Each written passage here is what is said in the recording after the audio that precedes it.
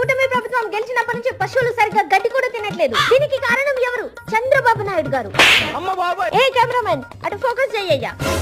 చూసారా కూటమి ప్రభుత్వం గెలిచాక పేడ పిడికలాగా ఎలా వేస్తుందో? అప్పుడు జగనన్న ప్రభుత్వం ఉన్నప్పుడు తిక్కుగా వేసేది పేడ. కావాలంటే మీకు టెస్ట్ చేసి చూపిస్తా చూడండి. ఏపీకి ఇంటర్నేషనల్ స్కూల్స్ వస్తున్నాయక్క. విద్యార్థులకు మంచి జరిగిందక్క. బాబు గారు 2047 విజన్ అబ్బా అద్దరిపోయిందక్క. పెద్ద పెద్ద కంపెనీలు వస్తున్నాయి. అభివృద్ధి అంటే అక్కడికి పక్షి టీవీ రాదురా.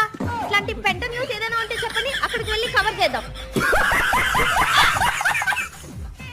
ఒక డ్రింకరు తాగిన తర్వాత ఇంత ప్రశాంతంగా ఇంటికి వెళ్తున్నాడు. జగనన్న ప్రభుత్వం ఉన్నప్పుడు ఎలా ఉండేది? రోడ్ల మీద వైన్స్ దగ్గర తాగి ప్రశాంతంగా పడుకునేవారు. అక్క లోకేష్ గారు మంగళగిరిలో మయూరి టెక్ పార్క్ తీసుకొచ్చారక్క. చాలా జాబ్లు వస్తాయి అక్క. అభివృద్ధి కూడా చెందింది.